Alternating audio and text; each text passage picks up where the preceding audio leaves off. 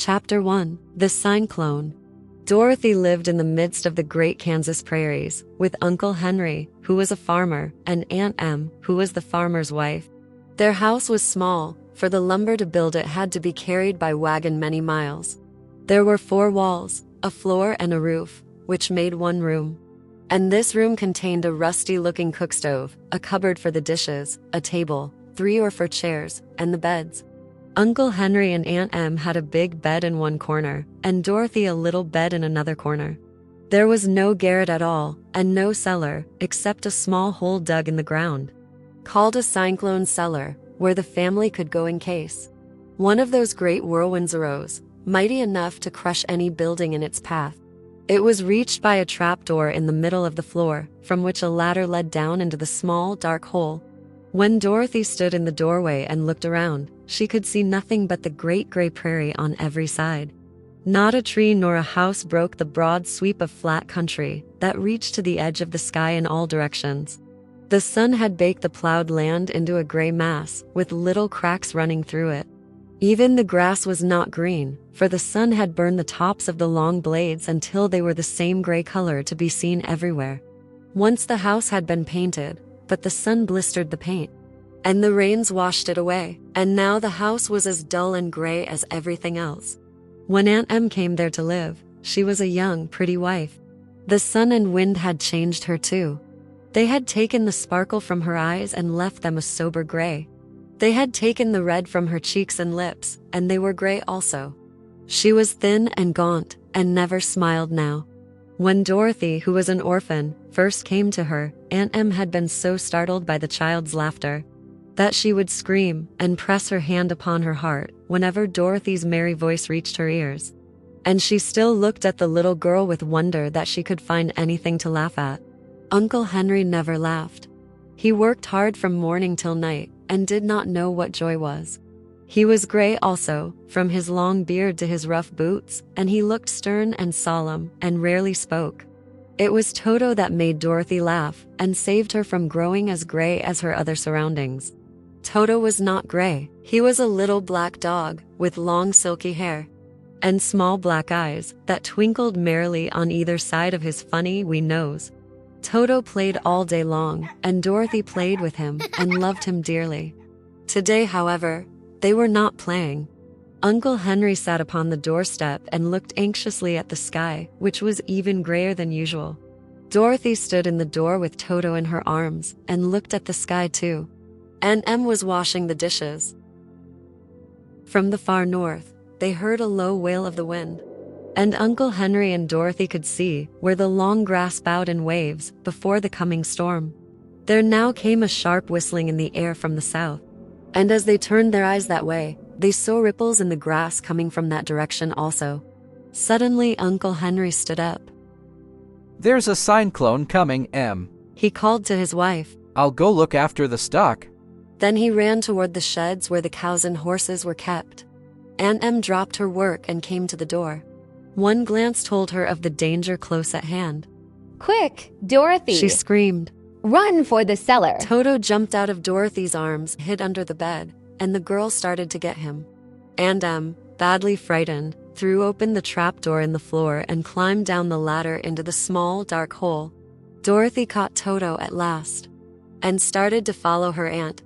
When she was halfway across the room, there came a great shriek from the wind, and the house shook so hard that she lost her footing and sat down suddenly upon the floor. Then a strange thing happened. The house whirled around 2 or 3 times and rose slowly through the air. Dorothy felt as if she were going up in a balloon. The north and south winds met where the house stood and made it the exact center of the cyclone. In the middle of a cyclone, the air is generally still, but the great pressure of the wind on every side of the house raised it up higher and higher, until it was at the very top of the cyclone. And there it remained, and was carried miles and miles away as easily as you could carry a feather. It was very dark, and the wind howled horribly around her, but Dorothy found she was riding quite easily. After the first few whirls around, and one other time when the house tipped badly, she felt as if she were being rocked gently, like a baby in a cradle. Toto did not like it. He ran about the room, now here, now there, barking loudly. But Dorothy sat quite still on the floor and waited to see what would happen. Once Toto got too near the open trapdoor and fell in. And at first the little girl thought she had lost him. But soon she saw one of his ears sticking up through the hole. For the strong pressure of the air was keeping him up so that he could not fall. She crept to the hole, caught Toto by the ear, and dragged him into the room again, afterward closing the trapdoor so that no more accidents could happen. Hour after hour passed away, and slowly Dorothy got over her fright. But she felt quite lonely, and the wind shrieked so loudly all about her that she nearly became deaf. At first, she had wondered if she would be dashed to pieces when the house fell again. But as the hours passed and nothing terrible happened, she stopped worrying and resolved to wait calmly and see what the future would bring. At last, she crawled over the swaying floor to her bed and lay down upon it. And Toto followed and lay down beside her. In spite of the swaying of the house and the wailing of the wind, Dorothy soon closed her eyes and fell fast asleep.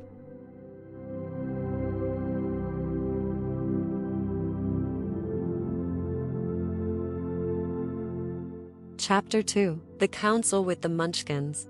She was awakened by a shock, so sudden and severe that if Dorothy had not been lying on the soft bed, she might have been hurt. As it was, the jar made her catch her breath and wonder what had happened. And Toto put his cold little nose into her face and whined dismally. Dorothy sat up and noticed that the house was not moving. Nor was it dark, for the bright sunshine came in at the window, flooding the little room. She sprang from her bed and with Toto at her heels, ran and opened the door. The little girl gave a cry of amazement and looked about her, her eyes growing bigger and bigger at the wonderful sights she saw. The cyclone had set the house down very gently, for a cyclone in the midst of a country of marvelous beauty. There were lovely patches of greensward all about, with stately trees bearing rich and luscious fruits. Banks of gorgeous flowers were on every hand, and birds with rare and brilliant plumage sang and fluttered in the trees and bushes. A little way off was a small brook, rushing and sparkling along between green banks, and murmuring in a voice very grateful to a little girl who had lived so long on the dry gray prairies. While she stood looking eagerly at the strange and beautiful sights, she noticed coming toward her a group of the queerest people she had ever seen. They were not as big as the grown folk she had always been used to, but neither were they very small. In fact, they seemed about as tall as Dorothy, who was a well-grown child for her age, although they were, so far as looks go, many years older. 3 were men and 1 a woman, and all were oddly dressed. They wore round hats that rose to a small point a foot above their heads, with little bells around the brims that tinkled sweetly as they moved. The hats of the men were blue. The little woman's hat was white, and she wore a white gown that hung in pleats from her shoulders. Over it were sprinkled little stars that glistened in the sun like diamonds. The men were dressed in blue, of the same shade as their hats, and wore well-polished boots with a deep roll of blue at the tops. The men, Dorothy thought, were about as old as Uncle Henry, for 2 of them had beards. But the little woman was doubtless much older. Her face was covered with wrinkles, her hair was nearly white, and she walked rather stiffly. When these people drew near the house where Dorothy was standing in the doorway, they paused and whispered among themselves, as if afraid to come farther. But the little old woman walked up to Dorothy, made a low bow, and said, in a sweet voice, "You are welcome, most noble sorceress, to the land of the Munchkins. We are so grateful to you for having killed the wicked witch of the East, and for setting our people free from bondage." Dorothy listened to this speech with wonder. What could the little woman possibly mean by calling her a sorceress and saying she had killed the wicked witch of the East? Dorothy was an innocent, harmless little girl who had been carried by a cyclone many miles from home, and she had never killed anything in all her life. But the little woman evidently expected her to answer. So Dorothy said, with hesitation, You are very kind, but there must be some mistake. I have not killed anything. Your house did anyway. replied the little old woman, with a laugh. And that is the same thing. See, She continued, pointing to the corner of the house. there are her 2 feet still sticking out from under a block of wood. Dorothy looked, and gave a little cry of fright. There indeed, just under the corner of the great beam the house rested on. 2 feet were sticking out, shod in silver shoes with pointed toes. Oh dear, Cried Dorothy, clasping her hands together in dismay. the house must have fallen on her. Whatever shall we do? There is nothing to be done, Said the little woman calmly. But who was she? She was the Wicked Witch of the East, as I said. She has held all the Munchkins in bondage for many years, making them slave for her night and day. Now they are all set free and are grateful to you for the favor. Who are the Munchkins? They are the people who live in this land of the East where the Wicked Witch ruled. Are you a Munchkin?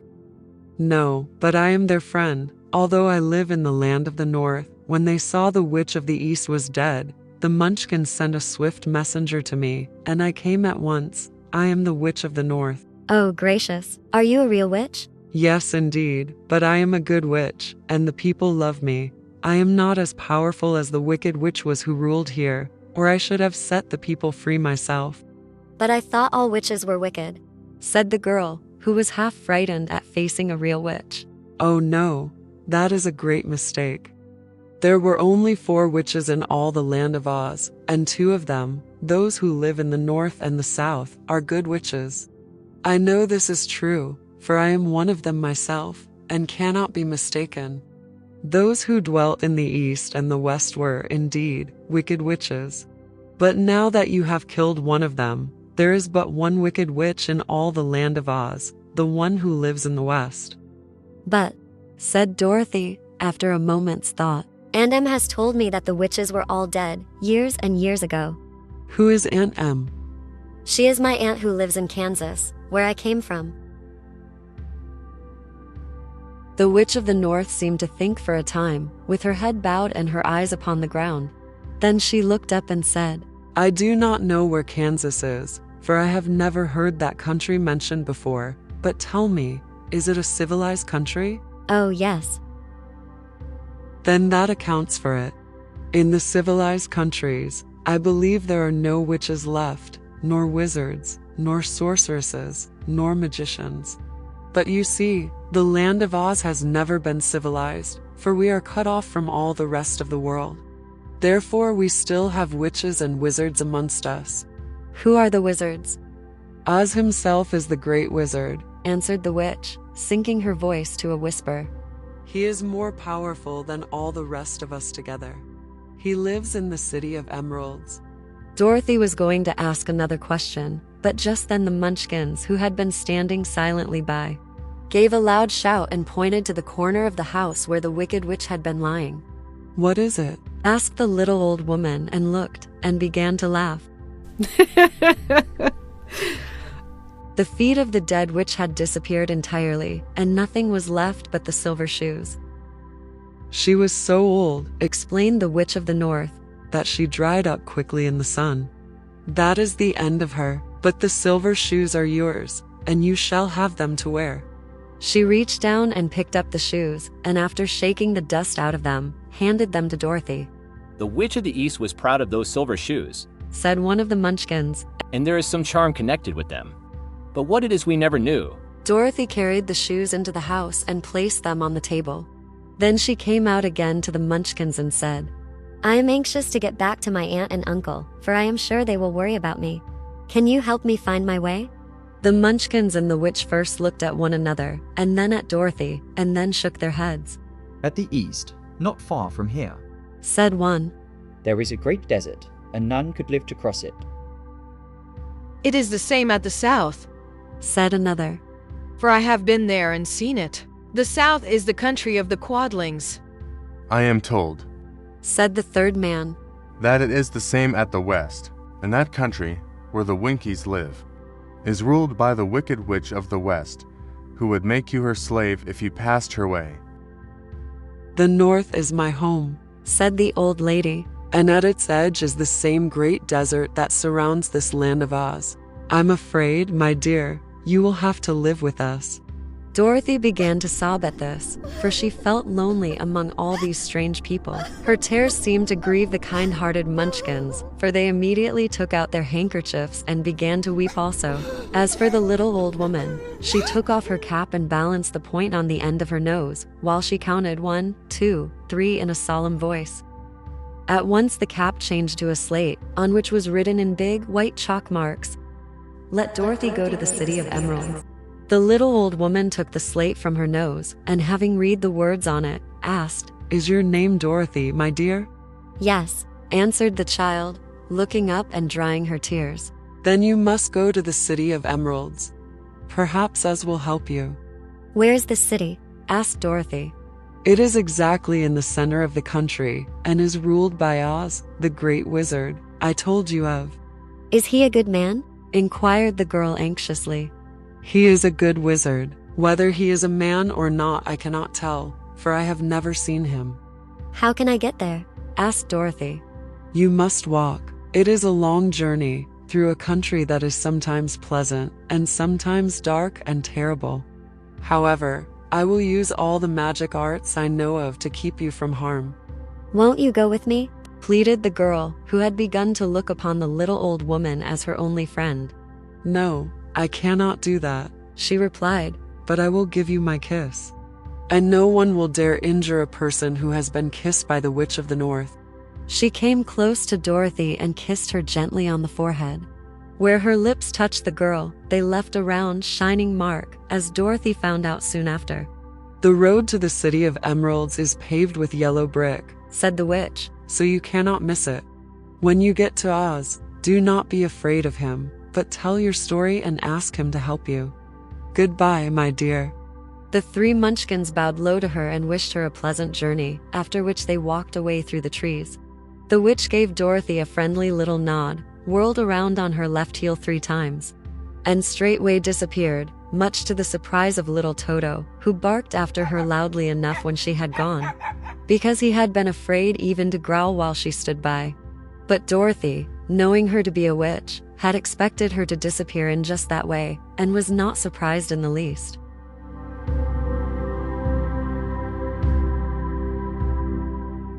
Chapter 3. How Dorothy Saved the Scarecrow. When Dorothy was left alone, she began to feel hungry. So she went to the cupboard and cut herself some bread, which she spread with butter. She gave some to Toto, and taking a pail from the shelf, she carried it down to the little brook and filled it with clear, sparkling water. Toto ran over to the trees and began to bark at the birds sitting there. Dorothy went to get him, and saw such delicious fruit hanging from the branches, that she gathered some of it, finding it just what she wanted to help out her breakfast. Then she went back to the house, and having helped herself and Toto to a good drink of the cool, clear water, she set about making ready for the journey to the City of Emeralds. Dorothy had only one other dress, but that happened to be clean, and was hanging on a peg beside her bed. It was gingham, with checks of white and blue. And although the blue was somewhat faded with many washings, it was still a pretty frock. The girl washed herself carefully, dressed herself in the clean gingham, and tied her pink sunbonnet on her head. She took a little basket and filled it with bread from the cupboard, laying a white cloth over the top. Then she looked down at her feet and noticed how old and worn her shoes were. They surely will never do for a long journey, Toto, she said. And Toto looked up into her face with his little black eyes, and wagged his tail to show he knew what she meant. At that moment, Dorothy saw lying on the table the silver shoes that had belonged to the Witch of the East. I wonder if they will fit me. She said to Toto. They would be just the thing to take a long walk in, for they could not wear out. She took off her old leather shoes and tried on the silver ones, which fitted her as well as if they had been made for her. Finally, she picked up her basket. Come along, Toto, she said. We will go to the Emerald City and ask the Great Oz how to get back to Kansas again. She closed the door, locked it, and put the key carefully in the pocket of her dress. And so, with Toto trotting along soberly behind her, she started on her journey. There were several roads nearby, but it did not take her long to find the one paved with yellow bricks. Within a short time she was walking briskly toward the Emerald City, her silver shoes tinkling merrily on the hard, yellow roadbed.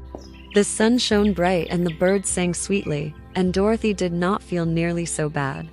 As you might think a little girl would, who had been suddenly whisked away from her own country and set down in the midst of a strange land. She was surprised, as she walked along, to see how pretty the country was about her. There were neat fences at the sides of the road, painted a dainty blue color. And beyond them were fields of grain and vegetables in abundance. Evidently, the Munchkins were good farmers and able to raise large crops. Once in a while she would pass a house, and the people came out to look at her and bow low as she went by. For everyone knew she had been the means of destroying the wicked witch and setting them free from bondage. The houses of the Munchkins were odd-looking dwellings, for each was round, with a big dome for a roof. All were painted blue, for in this country of the East, blue was the favorite color. Toward evening, when Dorothy was tired with her long walk and began to wonder where she should pass the night, she came to a house rather larger than the rest. On the green lawn before it many men and women were dancing. 5 little fiddlers played as loudly as possible, and the people were laughing and singing, while a big table nearby was loaded with delicious fruits and nuts, pies and cakes, and many other good things to eat. The people greeted Dorothy kindly and invited her to supper and to pass the night with them. For this was the home of one of the richest Munchkins in the land, and his friends were gathered with him to celebrate their freedom from the bondage of the wicked witch. Dorothy ate a hearty supper and was waited upon by the rich Munchkin himself, whose name was Bach. Then she sat upon a settee and watched the people dance. When Bach saw her silver shoes, he said, "You must be a great sorceress." Why? asked the girl. "Because you wear silver shoes and have killed the wicked witch. Besides, you have white in your frock, and only witches and sorceresses wear white." My dress is blue and white checked, said Dorothy, smoothing out the wrinkles in it. "It is kind of you to wear that," said Bach. "Blue is the color of the Munchkins, and white is the witch color. So we know you are a friendly witch." Dorothy did not know what to say to this, for all the people seemed to think her a witch. And she knew very well she was only an ordinary little girl who had come by the chance of a cyclone into a strange land. When she had tired watching the dancing, Bach led her into the house, where he gave her a room with a pretty bed in it. The sheets were made of blue cloth, and Dorothy slept soundly in them till morning, with Toto curled up on the blue rug beside her. She ate a hearty breakfast, and watched a wee Munchkin baby, who played with Toto and pulled his tail, and crowed and laughed in a way that greatly amused Dorothy. Toto was a fine curiosity to all the people, for they had never seen a dog before. How far is it to the Emerald City? The girl asked. "I do not know," answered Bach gravely, "for I have never been there. It is better for people to keep away from Oz unless they have business with him. But it is a long way to the Emerald City, and it will take you many days. The country here is rich and pleasant, but you must pass through rough and dangerous places before you reach the end of your journey." This worried Dorothy a little, but she knew that only the Great Oz could help her get to Kansas again, so she bravely resolved not to turn back. She bade her friends goodbye, and again started along the road of yellow brick. When she had gone several miles, she thought she would stop to rest, and so climbed to the top of the fence beside the road and sat down. There was a great cornfield beyond the fence, and not far away she saw a scarecrow, placed high on a pole to keep the birds from the ripe corn. Dorothy leaned her chin upon her hand and gazed thoughtfully at the scarecrow. Its head was a small sack stuffed with straw, with eyes, nose, and mouth painted on it to represent a face.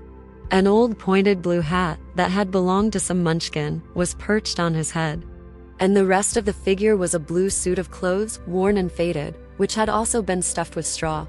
On the feet were some old boots with blue tops, such as every man wore in this country, and the figure was raised above the stalks of corn by means of the pole stuck up its back. While Dorothy was looking earnestly into the queer, painted face of the scarecrow, she was surprised to see one of the eyes slowly wink at her. She thought she must have been mistaken at first, for none of the scarecrows in Kansas ever wink. But presently the figure nodded its head to her in a friendly way. Then she climbed down from the fence and walked up to it, while Toto ran around the pole and barked. "Good day," said the scarecrow, in a rather husky voice. Did you speak? asked the girl in wonder. "Certainly," answered the scarecrow. "How do you do?" I'm pretty well, thank you. replied Dorothy politely. How do you do?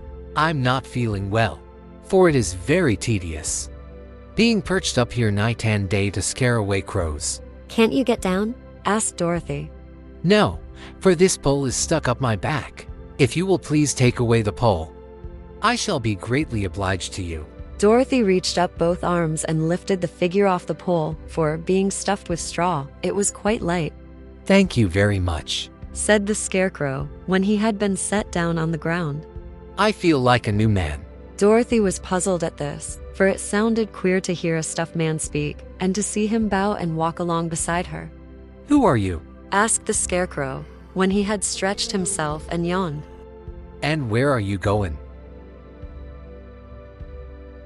My name is Dorothy, said the girl, and I am going to the Emerald City to ask the Great Oz to send me back to Kansas. Where is the Emerald City? he inquired. And who is Oz? Why, don't you know? She returned in surprise. No, indeed, I don't know anything. You see, I am stuffed, so I have no brains at all, he answered sadly. Oh, said Dorothy. I'm awfully sorry for you. Do you think, he asked, if I go to the Emerald City with you, that Oz would give me some brains? I cannot tell, she returned. but you may come with me, if you like. If Oz will not give you any brains, you will be no worse off than you are now. That is true, said the Scarecrow. You see, He continued confidentially. I don't mind my legs and arms and body being stuffed, because I cannot get hurt. If anyone treads on my toes or sticks a pin into me, it doesn't matter, for I can't feel it. But I do not want people to call me a fool. And if my head stays stuffed with straw, instead of with brains, as yours is, how am I ever to know anything? I understand how you feel, said the little girl, who was truly sorry for him. If you will come with me, I'll ask Oz to do all he can for you. Thank you, he answered gratefully. They walked back to the road. Dorothy helped him over the fence, and they started along the path of yellow brick for the Emerald City. Toto did not like this addition to the party at first. He smelled around the stuffed man as if he suspected there might be a nest of rats in the straw, and he often growled in an unfriendly way at the Scarecrow. Don't mind Toto, said Dorothy to her new friend. He never bites. Oh, I'm not afraid, replied the Scarecrow. He can't hurt the straw. Do let me carry that basket for you. I shall not mind it, for I can't get tired. I'll tell you a secret, he continued, as he walked along. There's only one thing in the world I am afraid of. What is that? asked Dorothy. The Munchkin farmer who made you. No, answered the Scarecrow. It's a lighted match.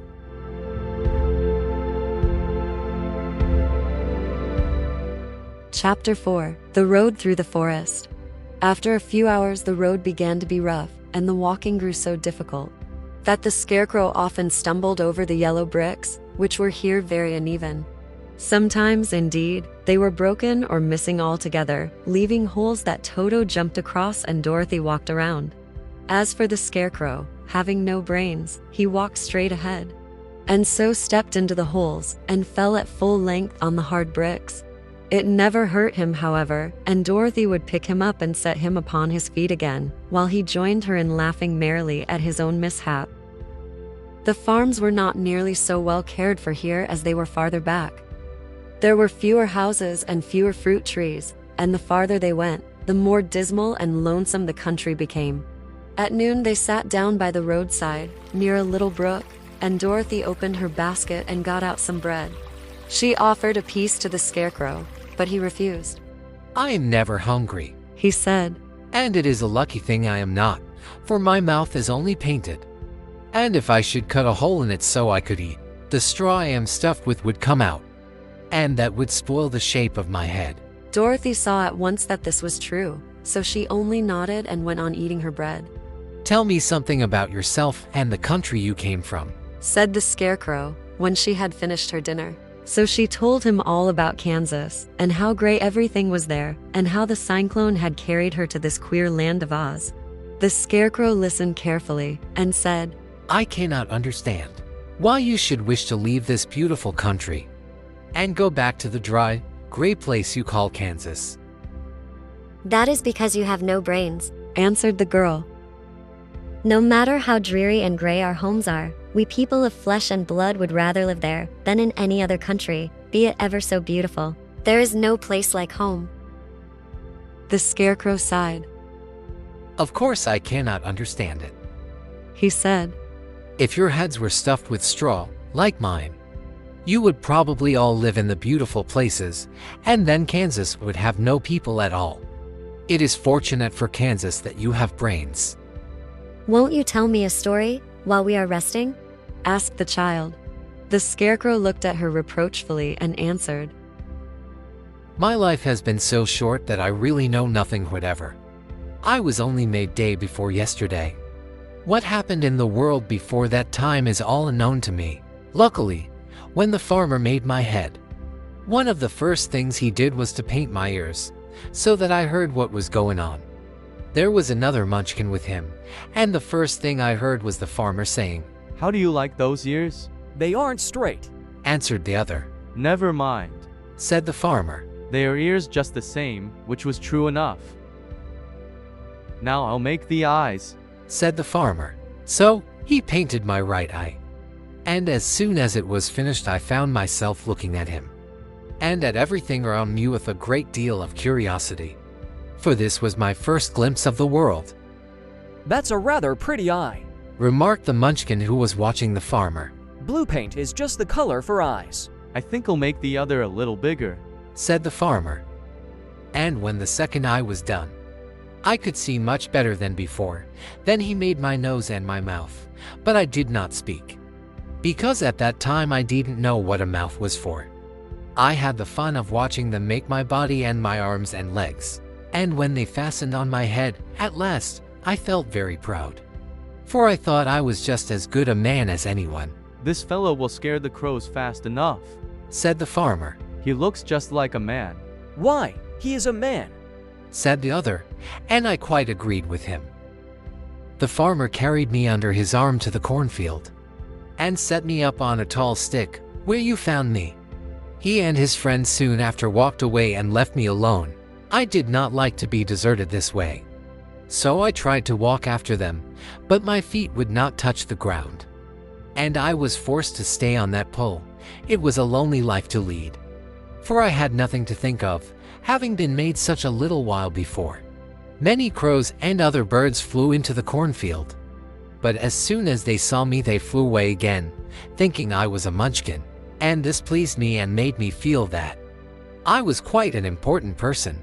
By and by an old crow flew near me, and after looking at me carefully he perched upon my shoulder and said, I wonder if that farmer thought to fool me in this clumsy manner. Any crow of sense could see that you are only stuffed with straw. Then he hopped down at my feet and ate all the corn he wanted. The other birds, seeing he was not harmed by me, came to eat the corn too, so in a short time there was a great flock of them about me. I felt sad at this, for it showed I was not such a good scarecrow after all, but the old crow comforted me, saying, If you only had brains in your head, you would be as good a man as any of them, and a better man than some of them. Brains are the only things worth having in this world, no matter whether one is a crow or a man. After the crows had gone, I thought this over, and decided I would try hard to get some brains. By good luck you came along and pulled me off the stake. And from what you say, I am sure the great Uz will give me brains as soon as we get to the Emerald City. I hope so, said Dorothy earnestly, since you seem anxious to have them. Oh yes, I am anxious, returned the Scarecrow. It is such an uncomfortable feeling to know one is a fool. Well, said the girl, let us go. And she handed the basket to the Scarecrow. There were no fences at all by the roadside now, and the land was rough and untilled. Toward evening they came to a great forest, where the trees grew so big and close together that their branches met over the road of yellow brick. It was almost dark under the trees, for the branches shut out the daylight.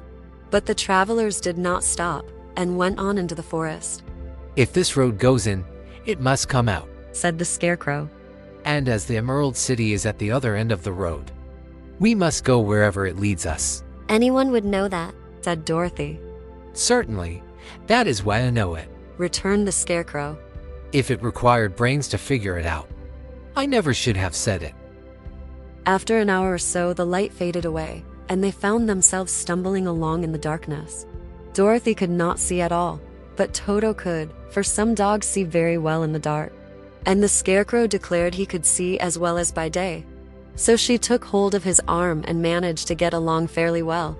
If you see any house or any place where we can pass the night, she said, you must tell me, for it is very uncomfortable walking in the dark. Soon after, the Scarecrow stopped. I see a little cottage at the right of us, he said, built of logs and branches. Shall we go there? Yes, indeed, answered the child. I am all tired out. So the Scarecrow led her through the trees until they reached the cottage, and Dorothy entered and found a bed of dried leaves in one corner. She lay down at once, and with Toto beside her, soon fell into a sound sleep. The Scarecrow, who was never tired, stood up in another corner and waited patiently until morning came.